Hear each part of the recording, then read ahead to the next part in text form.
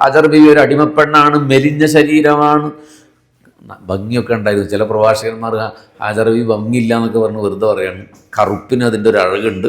പക്ഷെ അവർ ഫിസിക്കലി ഭയങ്കര അൺഫിറ്റായിരുന്നു, ശാരീരികമായി വളരെ ശോഷിച്ച ഒരാളായിരുന്നു. അവരുടെ സ്ഥാനത്തിൽ പാലില്ലായിരുന്നു. അന്നത്തെ രാത്രി എങ്ങനെയായിരിക്കും ഹാജർ ബീവി ആ രാത്രിയെ കടന്നു പോയിട്ടുണ്ടാവുക? കൂരാകൂരിട്ടിൽ ഹൂങ്കാരവം മുഴക്കി വരുന്ന മരുക്കാറ്റിൽ ഒരു പുതപ്പ് കൊണ്ടുപോലും തണുപ്പിനെ മറച്ചു പിടിക്കാനാവാതെ മക്ക എന്ന ഈ ഉപദ്വീപിൽ ഒരു പെണ്ണും കുട്ടിയും ഒറ്റക്കിരുന്ന രാത്രിയുടെ ഘനാന്ധകാരമേ. ഹാജിമാരെ, ഹോട്ടലിൽ നിന്ന് കഅബയുടെ മുറ്റത്തേക്ക് പോകുമ്പോൾ കണ്ണുനീരണിയണം.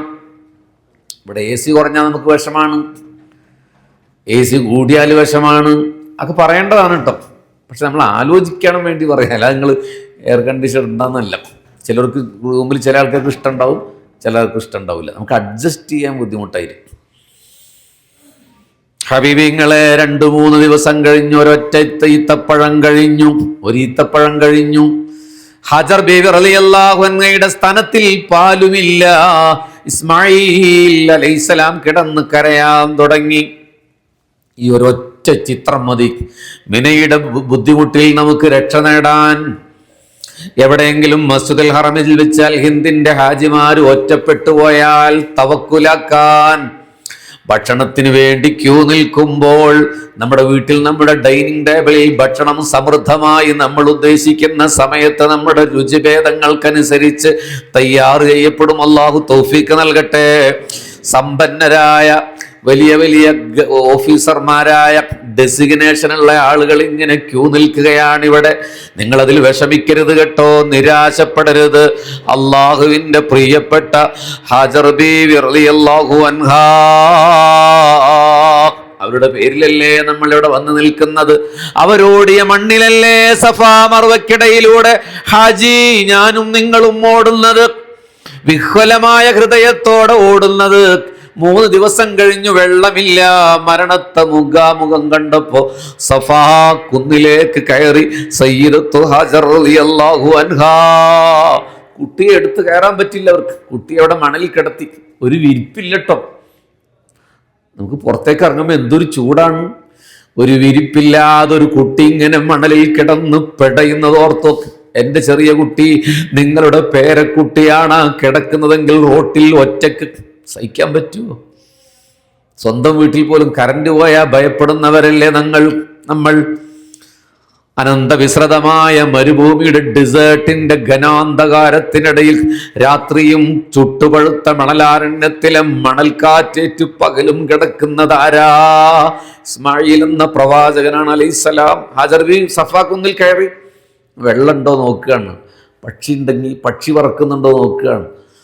പക്ഷികൾ ദ സിംബൽ ഓഫ് വാട്ടർ, വെള്ളത്തിൻ്റെ അടയാള. മറുവയിലേക്കോടി ഹാജർ ബീവി റളിയല്ലാഹു അൻഹ ഇല്ല. വീണ്ടും സഫയിലേക്കോടി ഇല്ല. വീണ്ടും മറുവയിലേക്കോടി ഇല്ല. അപ്പോഴാണ് ഇസ്മായിലിൻ്റെ കരച്ചല് പതിയെ പതിയെ ഇങ്ങനെ മങ്ങി വന്നു. ചിലർ കരയുന്നു എന്നാണ് പറയുന്നത്. രണ്ടായാലും ശരി, ഹാജർ ബീവി ഇറങ്ങി ഓടി വന്നപ്പോൾ ആ കാഴ്ച കണ്ട ആകാശലോകത്തെ മലക്കുകൾ അല്ലാഹുവോട് പറഞ്ഞു, റബ്ബേ, നിന്റെ ഒരു പ്രവാചകനാകേണ്ടയാളല്ലേ ഈ കിടക്കുന്നതൊന്ന് കരുണ കാണിക്കല്ലോ. നസല ജിബ്രീൽ അലൈഹിസ്സലാം ഇറങ്ങി വന്നു.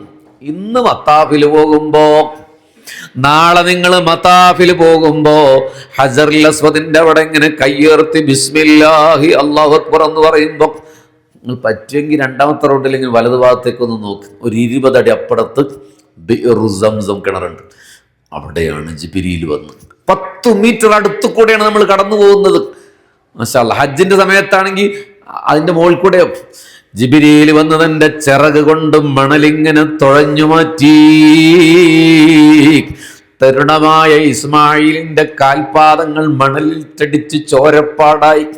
നമ്മുടെ മനസ്സിൽ ഇപ്പോൾ അത് ഇമേജ് ആയി കടന്നു വരുന്നുണ്ടല്ലേ, ഒരു കുട്ടിയുടെ ചോരപ്പൈതലിൻ്റെ കാൽപാദങ്ങൾ. നമ്മൾ പലവട്ടം കണ്ടതല്ലേ.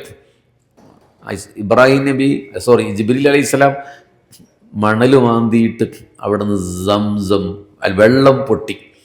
ഹാജർ ബീവി വെള്ളമെടുത്ത് വേഗം ഇസ്മായിൽ അലൈഹിസ്സലാമിയുടെ ചുണ്ടിൽ ഇങ്ങനെ കൊടുത്തു, അത് മൊത്തി കുടിച്ചു.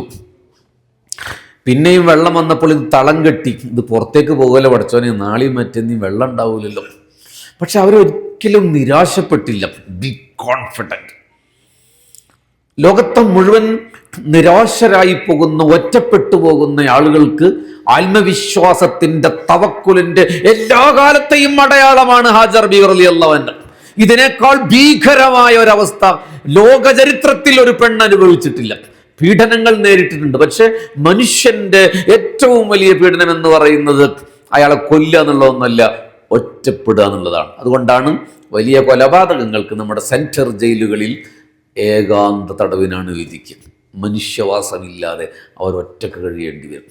ഒറ്റപ്പെടുക എന്നുള്ളത് മനുഷ്യന് വലിയ ബുദ്ധിമുട്ടാണ്. ഒരു കൂട്ടത്തിൽ ഒറ്റപ്പെട്ട വിഷമമുണ്ടാവും, നമ്മളൊരു യാത്രയിൽ ഒറ്റപ്പെട്ട വിഷമമുണ്ടാവും. ആ ഒറ്റപ്പെടുക എന്ന അതിഭീകരതയെയാണ് തവക്കുൽ കൊണ്ട് ആ മഹദി രക്ഷപ്പെടുന്നത്. അള്ളാഹു നമുക്ക് രക്ഷ നൽകട്ടെ, ഒറ്റപ്പെടാതിരിക്കട്ടെ. അതുകൊണ്ട് ഇന്നത്തെ ദിവസം മുതൽ അങ്ങോട്ട് കോൺഫിഡൻ്റ് ആക്കിക്കോളൂ. എനിക്ക് അറബി അറിയില്ലല്ലോ റബ്ബേ, എൻ്റെ അടുത്ത് പണമില്ലല്ലോ റബ്ബേ, എനിക്ക് ആരോഗ്യമില്ലല്ലോ റബ്ബേ. അങ്ങനെയൊന്നും നിങ്ങൾ നിരാശപ്പെടണ്ട. ഈ ഇരിക്കുന്ന അമീറുമാരൊക്കെ പതിറ്റാണ്ടുകളോളം മക്കത്തുൽ മുക്കറമയിലേക്ക് 10,000 നയിച്ച് പരിചയമുള്ളവരാണ്. ഇതിന് സർവീസ് ഹാൻഡിൽ ചെയ്യുന്ന നമ്മുടെ സമൂഹ സാഹിബ് അടക്കം ഹാഷിം ക, ഷബീർ, ഇവരൊക്കെ നിരന്തരമായി യാത്ര ചെയ്തും ഇതിൻ്റെ മൈന്യൂട്ടായ പോയിന്റുകളിൽ വരെ അവർക്കതിന് ഫോക്കസ് ചെയ്യാൻ കഴിയുന്ന ആളുകൾ. അതുകൊണ്ട് നിങ്ങൾ നിരാശപ്പെടുകയേ വേണ്ട. അല്ലാതെ നമുക്ക് ആഫിയത്ത് നൽകട്ടെ. അത് നമുക്ക് എന്തിന് നൽകാൻ പറ്റില്ല? ആഫിയത്ത് നൽകാൻ പറ്റില്ല. ഭക്ഷണം നൽകാൻ പറ്റും, നമുക്ക് അക്കോമഡേറ്റ് ചെയ്യാൻ പറ്റും, താമസ സൗകര്യം, ട്രാവലിംഗ് ഒക്കെ ചെയ്യാൻ പറ്റും. പക്ഷെ ആഫിയത്ത് നൽകാൻ ഇവരുടെ കയ്യിലില്ല. അതുകൊണ്ട് അല്ലാഹു നമുക്ക് ആഫിയത്ത് നൽകട്ടെ. ഹാജർ ബീവി റളിയല്ലാഹു അൻഹ തളം കെട്ടി, ആ തളത്തെ പൊട്ടിച്ച് വെള്ളം പുറത്തേക്ക് കഴുകിയപ്പോൾ, ഇങ്ങോട്ട് പോയിക്കോളിട്ടോ, വെള്ളം പുറത്തേക്ക് കഴുകിയപ്പോൾ നിസ്സഹായതയുടെ ഏറ്റവും വലിയ മൗനത്തിൽ കയ്യങ്ങ ഉയർത്തി ഹാജർ ബീവി റളിയല്ലാഹു അൻഹു അവരുടെ അരിസ്മാറ്റിക് ഹിബ്രു ഭാഷയിൽ വെള്ളത്തിന്റെ മുകളിൽ അടിച്ചു, സംസം എന്ന് പറഞ്ഞൊരു അടി അടിച്ചു. മീൻസ് സ്റ്റോപ്പ് ദെയർ എന്നാണ് അതിൻ്റെ അർത്ഥം. നിൽക്ക് വെള്ളമേ എന്നാണ്. ഇപ്പോ ആ വെള്ളത്തിന്റെ പേര് സംസം എന്നാണെങ്കിൽ അന്ന് സംസം എന്നല്ല. അവരുടെ ഭാഷയിൽ അവർ വെള്ളത്തോട് നിൽക്കാൻ പറഞ്ഞതാണ്. ഹബീബി, നിങ്ങൾ ആലോചിച്ച് നോക്കി, ഉമ്മമാരെ കേൾക്കുന്നുണ്ടല്ലോ, വെള്ളത്തോട് നിൽക്കാൻ പറഞ്ഞാൽ നിൽക്കൂ? ലോക ചരിത്രത്തിൽ അങ്ങനെ നിർത്തിയിട്ടുണ്ടോ? യൂഫ്രട്ടീസിനെ ഉമർ റളിയല്ലാഹു അൻഹു കത്തെഴുതി നിർത്തിയിട്ടുണ്ട്. അതല്ലാതെ നാച്ചുറലി വെള്ളത്തെ അങ്ങനെ പറഞ്ഞു നിർത്താൻ കഴിയില്ല, തടയണയിടണം. അവിടെ ഇത് തടഞ്ഞു നിർത്താൻ പറ്റാത്തതാണെന്നറിഞ്ഞിട്ടും ബീവി ഹാജർ റളിയല്ലാഹു അൻഹു ഒരൊറ്റ വാക്ക് പറഞ്ഞു, സംസം, നിൽക്ക് വെള്ളമേ എന്ന് അവരുടെ അരിസ്മാറ്റിക് ഭാഷയിൽ പ്രയോഗിച്ചപ്പോൾ അന്ന് നിന്നു ആ വെള്ളം. അന്ന് 3800 കൊല്ലങ്ങൾക്ക് മുമ്പ്, BC 1997 ഈ പറയുന്ന നബി ജനിക്കുന്നത്. അതിന് വർഷങ്ങൾക്ക് ശേഷം കൂട്ടുമ്പോൾ 3800 കൊല്ലങ്ങൾക്ക് മുമ്പ് ആ വെള്ളം അന്ന് നിന്നു. നിങ്ങൾ ആലോചിച്ച് നോക്കി, അള്ളാഹു ഇടപെടുന്നത് കണ്ടോ നിങ്ങൾ? ഇത് മാത്രം ആലോചിച്ചാൽ മതി എല്ലാ പ്രതിസന്ധിയിലും. അള്ളാഹു നമുക്ക് രക്ഷ നൽകട്ടെ, അള്ളാഹു നമുക്ക് ഖൈർ നൽകട്ടെ. അതുകൊണ്ട് നിരാശപ്പെടാതിരിക്കൂ പ്രിയപ്പെട്ടവർ. ഇന്നും ആ സംസം വെള്ളം മീറ്ററിൽ മേലോക്കോ താഴോട്ടോ പൊന്താതെ കിണറൊക്കെ വികസിച്ചെങ്കിലും ഇന്നും അത് നിലനിൽക്കുന്നുണ്ട്. എത്ര ഗാലൻ മില്യൺ ഗാലൻ വെള്ളമാണ് ലോകത്തിന്റെ വിവിധ ഭാഗങ്ങളിലേക്ക് കൊണ്ടുപോയത്. എന്നിട്ടും ഉറവ പറ്റാത്ത അനസ്യൂതമായ പ്രവാഹമായി. നോക്കി, ഈ ഹോട്ടലിലൊന്നും കിണറില്ല. ഇവിടെയൊക്കെ ടാങ്കറിൽ വെള്ളം നിറക്കുകയാണ്. കുറച്ച് കഴിഞ്ഞാൽ വെള്ളം ചിലപ്പോൾ നിൽക്കും. ഒന്ന് ടെൻഷൻ അടിക്കണ്ട, ഇവിടെ നിൽക്കുമോ എനിക്കറിയില്ല. ചിലപ്പോഴൊക്കെ ഹോട്ടലിൽ 1 മണിക്കൂർ വരെ 5 മിനിറ്റൊക്കെ വെള്ളം നിൽക്കും. അപ്പോഴത്തെ നമ്മൾ ബേജാറാകും, ബാത്റൂമിൽ വെള്ളമില്ല, അവിടെ വെള്ളമില്ല, ഇവിടെ വെള്ളമില്ല. നിങ്ങൾക്ക് ഏറ്റവും സൗകര്യം ചെയ്യാനുള്ള അവർ ആഗ്രഹിക്കും. അത് ടാങ്കറിൽ വെള്ളം കൊണ്ടുവരുമ്പോൾ ട്രാഫിക് ജാമിൽ വണ്ടി വിടുകയാണ്. പക്ഷെ സംസം അങ്ങനെയല്ല. ഇത്രയും വർഷങ്ങളായി ഒരു നിമിഷം പോലും നിലക്കാതെ 4 ഉറവകളുണ്ട്. ഒന്ന് ഹജറുൽ അസ്വദിന്റെ മൂലയിൽ നിന്ന്, ഒന്ന് മഖാം ഇബ്രാഹിമിന്റെ മൂലയിൽ നിന്ന്. അതിൻ്റെ ഒരു ഗ്രാഫിക്സിലുണ്ട്. ആ വെള്ളം ഇങ്ങനെ നിരന്തരമായി പ്രവഹിക്കുകയാണ്. മരുഭൂമിയിൽ ഏത് ഉറവയിൽ നിന്നാണ് 3800 കൊല്ലങ്ങൾക്കായി ഈ വെള്ളം ഇങ്ങനെ ഒലിച്ചുകൊണ്ടേയിരിക്കുന്നതെന്ന് ഒരു നിമിഷം മത്താഫിൽ നിന്ന് ആലോചിച്ച് നോക്കൂ. അല്ലാഹ് എന്നൊരു ചിന്തയിൽ നമ്മൾ കോരിത്തരിക്കും. അല്ലാഹുവിനെ ഓർത്താൽ വാജിലത് ഖുലൂബും, അവർ ഹൃദയങ്ങൾ ത്രസിക്കാൻ തുടങ്ങും. വസാദത്തുഹും ഈമാനാ, ഈമാൻ വർദ്ധിക്കും. അള്ളാഹു നമുക്ക് ഈമാൻ വർദ്ധിപ്പിച്ചു തരട്ടെ. ദിവസങ്ങൾ പിന്നിട്ടു. ഞാൻ നേരത്തെ പറഞ്ഞ കഹ്താനി നിങ്ങൾ കേട്ടല്ലോ. ആ യാത്രാ സംഘം ഇതിലൂടെ കടന്നു വരികയാണ്.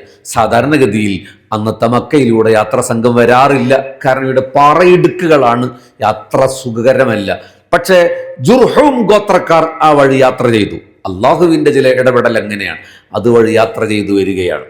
അപ്പോൾ പക്ഷി പറക്കുന്നത് കണ്ടപ്പോൾ യാത്രാസംഘത്തിന്റെ നേതാവ് ഒരു ദൂതനെ അയച്ചിട്ട് പറഞ്ഞു, പക്ഷി പറക്കുന്നിടത്ത് പോകൂ, ഒരുപക്ഷെ വെള്ളമുണ്ടാകാം. അയാൾ പോയി നോക്കിയപ്പോൾ ഒരു പെണ്ണും ഒരു കുട്ടിയും ഒരു കിണറിന്റെ സമീപം ഇങ്ങനെ ഒറ്റക്കിരിക്കുന്നു. അയാൾ തിരിച്ചോടിപ്പോയി പറഞ്ഞു, അവിടെ വെള്ളമുണ്ട്, അവിടെ ജനവാസമുണ്ട്. അജുർഹും ഗോത്രക്കാർ മുഴുവൻ അവിടെ വന്നു. അവർ പറഞ്ഞു, ഞങ്ങളൊന്നും ഇവിടെ താമസിച്ചോട്ടെ, വെള്ളമെടുത്തോട്ടെ. ഹാജർ ബീവി റളിയല്ലാഹു അൻഹ അപ്പൊ പറഞ്ഞ മറുപടി, നിങ്ങൾ താമസിച്ചോളൂ, വെള്ളം എടുത്തോളൂ, പക്ഷെ 2 നിബന്ധനയുണ്ട്. 1, വെള്ളത്തിൻ്റെ അവകാശം ഞങ്ങൾക്കായിരിക്കും. 2, എൻ്റെ മകനെ നിങ്ങൾ അറബി ഭാഷ പഠിപ്പിക്കണം. നിങ്ങൾ നോട്ട് ദ പോയിന്റ്, ഇത് മനസ്സിലാക്കണം കേട്ടോ. അറബി ഭാഷ പഠിപ്പിക്കണം. അപ്പോൾ അവർ അറബികളല്ല, അവർ അരിസ്മാറ്റിക് ഭാഷ, ഹിബ്രു ഭാഷയാണ് അവർ സംസാരിച്ചിരുന്നത്. ആര്? ഈ ഹജർ ബീവി റളിയല്ലാഹു അൻഹ. ഈ വന്ന ആളുകൾ കഹ്താനികൾ എന്ന് പറയുന്ന വിഭാഗമാണ്. അതായത് ആദു സമുദായത്തിൻ്റെ പിൻഗാമികളായി പിന്നെ യമനിൽ നിന്ന് കുടിയേറി പാർത്ത ആളുകൾ. ഇത് നിങ്ങൾ കാണാപ്പണം പഠിക്കേണ്ട, വെറുതെ പറഞ്ഞു പോവുക, കഹ്താനികൾ. എന്നാൽ ഈ ഇസ്മായിൽ അലൈഹിസ്സലാമയുടെ പരമ്പര അദ്നാനികൾ എന്നാണ് അറിയപ്പെടുന്നത്. കഹ്താനികൾ അദ്നാനികൾ എന്നാണ് പേരിൽ അറിയപ്പെടുന്നത്. നമ്മുടെ ഏതൊരു ബൈത്തിലുണ്ടല്ലോ, സയ്യിദുൽ അദ്നാനി, അദ്നാനികളുടെ നേതാവാണ് മുഹമ്മദ് മുസ്തഫ. മുസ്തഫ നബിയുടെ 21ാമത്തെ പിതാമഹനാണ് അദ്നാൻ. അപ്പൊ ഈ അദ്നാനികളാണ് ഈ ഇസ്മായിൽ നബി അലൈഹിസ്സലാം, ഇബ്രാഹിം നബിയൊക്കെ. ഇസ്മായിൽ നബിക്ക് അവർ അറബി പഠിപ്പിച്ചു കൊടുത്തു.